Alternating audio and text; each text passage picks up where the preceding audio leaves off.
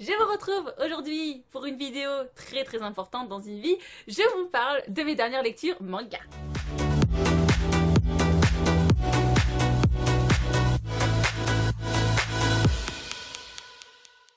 C'est parti. Je vais vous parler de lecture de filles. Je vous ne le cache pas, j'ai eu tout un mois où j'ai lu beaucoup de mangas, mais il y avait de la romance. Voilà, j'avoue mon addiction à la romance. Donc le premier manga dont je vais vous parler aujourd'hui, c'est Eve the Beast, les tomes 3 et 4 par Saki Aikawa, édité chez Soleil. J'aime bien Saki Aikawa, j'aime bien lire les différentes œuvres qu'elle a pu faire, mais je trouve que Eve the Beast est la meilleure œuvre qu'elle ait fait pour le moment. Je vous recommande bien, les dessins sont vraiment magnifiques, pour ça l'auteur, la mangaka, on peut rien lui enlever. Et en plus, le scénario, quoique basique, je trouve que dans ce manga-là, il est assez bien exploité. C'est avec un demi-frère, ils vont vivre sous le même toit, mais voilà, ils se cherchent tous les deux, tout ça. C'est de la romance, voilà. Mais franchement, je vous conseille, si vous ne lisez pas encore Saki Aikawa, c'est l'occasion de voir une bonne œuvre, de faire une belle découverte. Ensuite, je me suis lancée dans un shoujo un peu plus mature. Je me suis lancée dans Dark Sweet Nightmare, qui est par Tomomi, édité chez Soleil aussi d'ailleurs, qui est en fait la mangaka de Midnight Secretary. Ceux qui me suivent depuis longtemps, ou qui ont regardé mes vidéos manga il y a pas longtemps, en fait j'adore Midnight Secretary, c'est un de mes premiers josei, et j'avais adoré à l'époque, et du coup c'est vrai que Tomomi a fait différentes séries, mais c'était pas aussi bien, c'était... voilà. Et là je retrouve un peu le bonheur de ce que j'aime dans cette mangaka, avec plus d'humour encore que d'habitude. C'est donc une demoiselle qui était servante auprès d'un maître, on va dire, et qui revient à son service, qui redevient sa bonne à tout faire, je sais plus. Et en fait, il va y avoir des situations complètement cocasses, le maître, c'est un fou dans sa tête, je veux pas vous dire parce que ça vous gâcherait un plaisir de découverte, donc... au cours du tome, j'ai lu que le tome 1, mais c'était super. Il me semble que c'est une série qui est terminée en 3 tomes, du coup j'ai hâte de lire la suite. Et voilà, je vous recommande aussi tout simplement parce que donc c'est un petit shoujo avec un côté fantastique, encore une fois, une créature surnaturelle pas souvent utilisée, du folklore japonais. Du coup voilà, je vous recommande bien. Ensuite, je pars encore une fois sur du shoujo classique, pas de fantastique, voilà. Je vous parle de Tora et Okami, qui est édité chez Panini, écrit par Yoko Kamio. Là aussi, encore une fois, un nom connu, c'est le nom de la mangaka qui a fait Anayori Dango. Voilà, donc on est dans une œuvre plus récente, hein, parce que Anayori Dango, ça remonte aux années 90, peut-être même avant, je sais pas en fait. Voilà, donc c'est un coup de cœur ce manga, pour moi il fallait que je lise autre chose de la mangaka. Tora et Okami, là aussi ce sera pas le manga qui va révolutionner votre vie, on va pas se le cacher, mais c'est agréable, les dessins sont sympas, le personnage principal est assez combatif, les deux gars ont des caractères bien affirmés là aussi, donc de par leur réaction tout ça, on s'ennuie pas du tout. Du coup voilà, s'il est dans votre pile à lire, je vous le recommande parce qu'on s'amuse bien. Après, je vais reparler d'un manga de Saki Aikawa, voilà, tout à l'heure je vous ai parlé de Eve the Beast qui était le top de l'auteur, et ben là je vous parle de Bad Boyfriend qui doit être le bad, franchement, parce que j'ai vraiment pas trouvé ça génial. Pourtant, vous voyez, ça parle de mafia.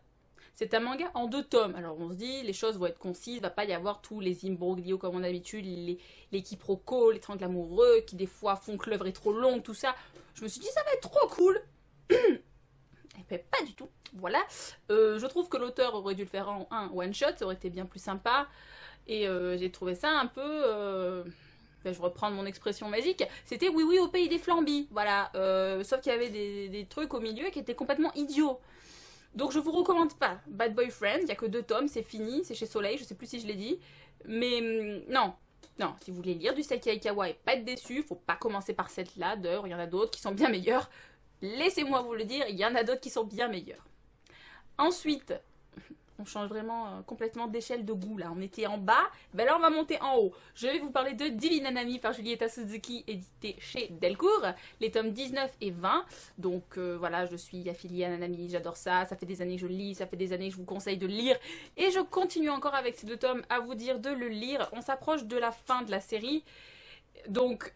c'est difficile de parler du manga sans vous spoiler, parce que voilà, 19 et 20 les tomes, mais on apprend un peu plus sur l'histoire de Tomoe, on voit un peu Nanami qui s'implique dans sa vie de déesse.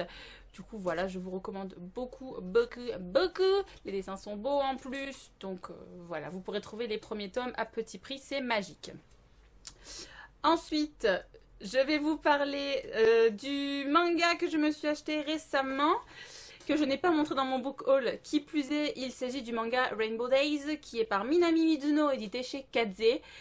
C'est assez marrant parce que j'ai acheté le manga, et puis le soir même, j'ai vu qu'il y avait l'anime qui passe en ce moment au Japon, qui s'appelle Nijiro Days, donc la traduction de Rainbow, arc-en-ciel.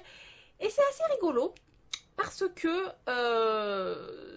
c'est un shoujo, mais c'est sur 4 mecs, les personnages principaux, et de leurs histoires d'amour, et comment ils galèrent à trouver des nanas, sachant que les 4 ont une personnalité complètement différente et tout. Et c'est un tranche de vie, du coup, c'est vraiment un truc que vous lisez, c'est pas prise de tête, vous lisez un chapitre, vous pouvez faire un break pendant 4 ans si vous voulez, mais c'est marrant.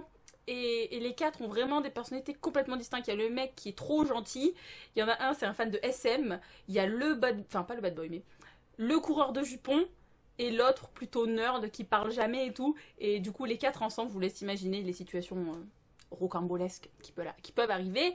Donc, je vous conseille, si vous ne vous sentez pas d'acheter le manga, donc qui est chez Kaze, comme je disais, vous pouvez toujours commencer par l'anime, qui donc là passe encore au Japon au moment où je vous parle. Il y a l'épisode 14 qui vient de sortir. C'est du bon. Virginie approuve. Voilou. Ensuite, je vais vous parler du manga Mimic Royal Princess, qui est de Utako Yukihiro, qui est édité chez Doki Doki. Et là encore, je reste dans mes acquis. Je vous parle des mangaka que je connais déjà, qui donc fait Devil and Realist, édité chez Tonkam. Les dessins sont magnifiques, je peux pas vous dire autre chose. C'est un shoujo qui a une parution assez difficile de par Doki Doki. Il me semble que pour l'instant, il n'y a que 3 tomes qui sont parus. Je crois qu'il y en a 4 ou 5 au Japon. Mais c'est super bien. En fait, c'est dans un monde où en fait la force des sexes, j'aime pas trop la phrase, mais c'est inversé. En fait, c'est les mecs qui sont considérés comme dépendants des femmes. C'est les femmes qui peuvent les autoriser à travailler ou pas. Les femmes qui possèdent les hommes. En fait, les hommes, ils n'ont aucun pouvoir dans ce monde-là. Et en fait, il s'avère qu'un jour, notre personnage principal va être embauché pour venir au Palais Royal parce qu'en fait, c'est la copie conforme de la princesse du pays. Et donc, on va le former pour remplacer la princesse pour les fois où elle n'a pas envie de s'occuper de son boulot de princesse, je sais pas, s'acquitter de ses tâches, voilà, c'est mieux. Et voilà, il y a beaucoup de comédie, mais donc on passe vraiment un bon moment. Et puis à la fin du tome 1, il y a un twist, vous y attendez pas, et j'étais en mode, non, c'est pas possible, ça peut pas finir comme ça. Et je me suis dit, non, ça va s'arranger, en fait ça s'arrange pas. Et du coup je suis vachement intriguée pour lire le tome 2, parce que donc j'ai lu que le tome 1. Du coup je vous conseille vraiment, vraiment, je pense que tous les mangas de la vidéo, c'est le meilleur. C'est le number one. Voilà. Ensuite, encore, on continue. Donc, je vais vous parler encore d'un shoujo coup de cœur que je lis depuis un certain temps maintenant. Je vais vous parler de Babysitter, les tomes 6 et 7 par Arito Kaino, édité chez Glénat, que je lis depuis un certain temps. Je vous dis exactement les mêmes choses à chaque tome, mais en même temps, c'est constant, on va dire. Ce sont des bébés. Donc c'est tout mignon. C'est un tranche de vie. Et voilà, c'est tout ce que je peux dire. On suit le quotidien d'un gars qui s'occupe des bébés dans différentes situations, quand ils apprennent à parler, quand ils voient une fille pour la première fois. Enfin, c'est tout mignon. Et du coup, voilà, c'est de la barbe à papa, je vous l'ai déjà dit. C'est un morceau de bonheur, je crois que je vous l'ai déjà dit aussi. Mais voilà, vous voyez ma banane, je vous le conseille. C'est juste le truc à lire quand vous en avez contre le monde et qu'il faut vous détendre. Voilà, c'est le manga parfait pour ça. Voilou. Et ensuite, dernière chose dont je veux vous parler, c'est... En fait, je vais vous parler d'une mangaka. Et elle a écrit plein de choses. Voilà. En fait, quand j'étais en panne livresque, vous voyez, je me cherchais des mangas à lire parce que c'est ce qu'il me fallait. Là, ça va être le quart d'heure, Virginie raconte sa vie, je vous explique. Du coup, je suis allée à ma librairie où je vais tout le temps. Je vais à l'Antre du Snorgle, Marseille, pour info.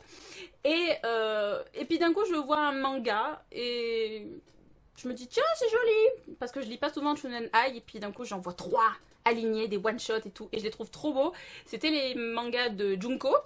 Et parce qu'il y a pas longtemps, elle a sorti un manga qui a beaucoup de succès qui s'appelle Kiss Him Not Me. Mais c'est pas lui que j'ai lu. Et en fait, j'ai lu 3 Shonen Ai qui étaient pas mal sympas. Donc pour ceux qui connaissent pas encore le Shonen Ai, qui veulent se lancer dedans, ou ceux qui ont envie d'en lire des nouveaux, je me suis fait Starlike Words, Kombini-kun et Un amour de cuisinier, qui sont tous les 3 parus chez Taifu. Et du coup, je vous recommande fortement parce que c'est vraiment du shonen ai. Il n'y a pas de scène explicite et ça parle beaucoup vraiment des sentiments des personnages. Et notamment, c'était Kombini-kun que j'ai préféré dans les 3, que j'ai trouvé vachement sensible et vraiment c'est qu'en un tome du coup. Donc on se dit, ben, on va pas s'attacher. Mais finalement, si, on aime bien l'histoire et tout. Et du coup, voilà. Gros pouce vers le haut pour Junko, pour ses shonen ai du coup, parce que j'ai pas lu son shoujo. Mais voilà, je vous fais pouce en l'air pour Junko. Voilà, c'est donc les différentes séries manga dont je voulais vous parler aujourd'hui. Si tu as aimé cette vidéo, like, aishiteru, share the world, tout ça. Et si tu n'es pas encore abonné à ma page, à ma chaîne, c'est l'occasion de le faire. Et du coup, on se revoit bientôt. Matane!